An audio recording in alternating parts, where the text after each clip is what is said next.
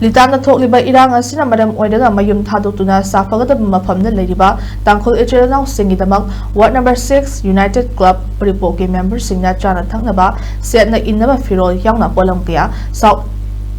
lausing khulgi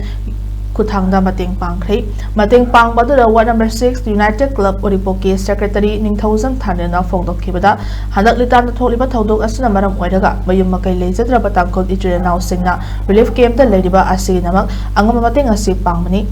puwari da tangkhulna mayambani aduga maitena manang nupani haiba achetpa mari ama leribani masigi achetpa mari asi hanat jetsinba ngamba oiduna tangdu leitaba lamdam ama puraknaba honaminasi haina phongdoke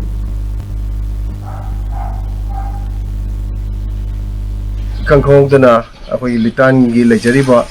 jamcharwa tangkul singi kangkhamai thadrok padigi leifam leitaduna leiriba sing adugi damakta thaine gi itihas da akhoi yengkuraga tangkul sing asina akhoi yambani aduga akhoi maitei sing asina marau phane haibagi aduda akhoi gi yamba sing asibu ngasigi atopa singna yamba singda taraktana leifam leitaduna leiba sing adugi damakta akhoi manau akhoi lady haibatugi kudam oina akhoi ngasi tangkul ichinau sing gidamokta akhoi ward number 6 United Club Uripok na awaba sing adu koin ngamjaba kharadang mateng pangkhare